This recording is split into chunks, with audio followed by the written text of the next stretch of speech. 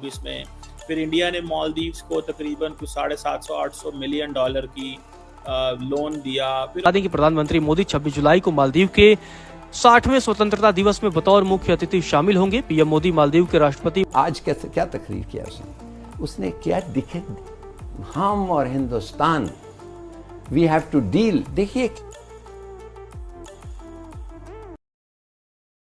तो उन्होंने मौजू साहब ने आगे गेम में उन्होंने आके ये गैप ढूंढा। उन्होंने कहा एंटी इंडिया स्टेटमेंट बनाओ और लोगों से सिंपैथी लो।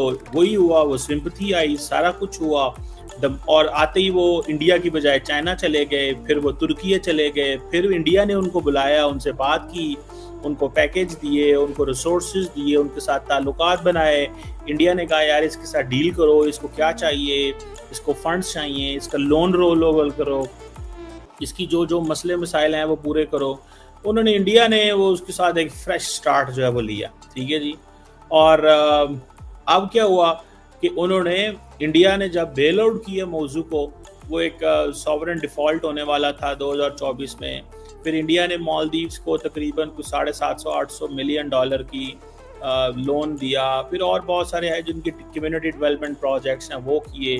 तो इस तरह की चीज़ें इन्होंने की और उससे ये हुआ। और उसको मौजू को इन्होंने अपने बुलाया, उस पर ओथ पे बुलाया।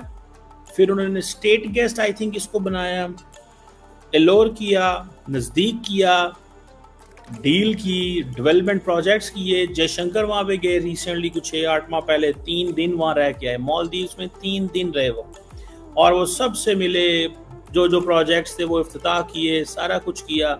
वहाँ से उन्होंने कहा यार ये तो देखो, तो मौजू जो थे वो कामयाब हो गए। उन्होंने कहा this is what I want, कि मेरे साथ फ्रेश डील करो। तुम्हारे अंदर, इंडिया के अंदर ये है कि जैसे हम पहले वो होता था नशीद होता था और दूसरे तीसरे होते थे, तो वो बस वो समझते थे ठीक है, कंफर्टेबल है, जैसे मर्जी हम इनसे डील कर लें। मालदीव्स की क्या है, तो उन्होंने बेसिकली अपना रेट दोबारा लगवाया मालदीव्स में, एंड वो कामयाब हो गए। और मोदी साहब को ये था कि मेरी नेबरहुड फर्स्ट पॉलिसी किधर जाएगी।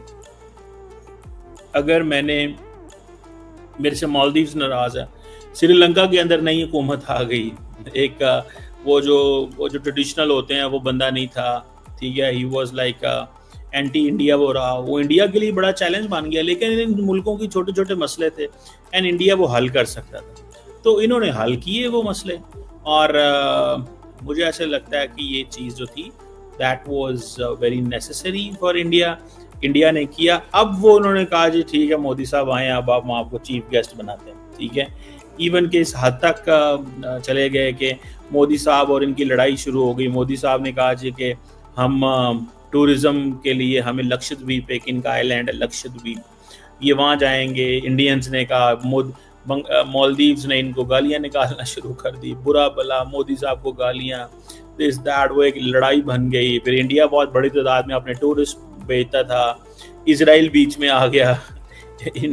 मालदीव्स ने इजराइल की टूरिज्म को बंद कर दिया जी, तुम गजा में क्या कर रहे हो। उन्होंने कहा जी, इजराइलियों ने कहा जी आप इंडिया जाया करें। तो बहुत कुछ हुआ, लेकिन नाउ एवरीथिंग इज स्टेबल। और अब मौजू ने ही वन बेसिकली, उसने वो राब्ता दोबारा जीत लिया और वो करीब आ गए।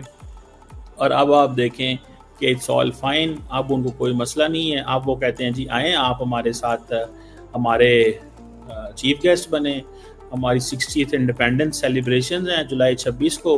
अब मोदी साहब यूके से होके वहाँ पे जाएंगे and all that. I think this is what going to happen. Cheema साहब, हमने बात करें तब भी, और अगर हम इसके अलावा चीज़ों की बात करें तब भी, लेकिन एक चीज़ हमें जहन में रखनी पड़ेगी कि पाकिस्तान जिस तरह इंडिया चीन के साथ आगे बढ़ा है, तो पाकिस्तान अमेरिका के साथ आगे बढ़ा, और गालिबन ये बात बीजिंग को ज़्यादा पसंद नहीं है। क्योंकि अगर हम देखते हैं तो रशिया, चाइना और साथ में अमेरिका, ये बड़ी ताकतें हैं दुनिया की। तो तीनों की ये नज़र रहती है कि कौन सा मुल्क, अगर इंडिया है तो इंडिया का एक बहुत बड़ा वेटेज है वर्ल्ड पॉलिटिक्स में या वर्ल्ड की इकोनॉमी में, एक बहुत बड़ा रोल है। तो रशिया भी चाहेगा कि वो जो पुरानी 50-60 साल पुरानी पार्टनरशिप है वो आगे बढ़े।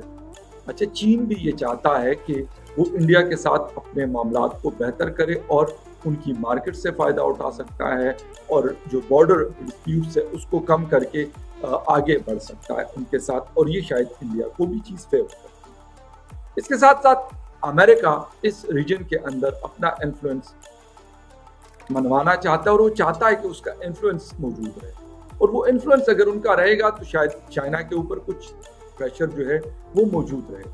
अगर इंडिया और अमेरिका एक पेज पर रहें तो यकीनन इंडिया के लिए चीन के लिए ये एक मुश्किल सूरत हाल होती है, और क्योंकि एक तो बॉर्डर 3000 किलोमीटर का शेयर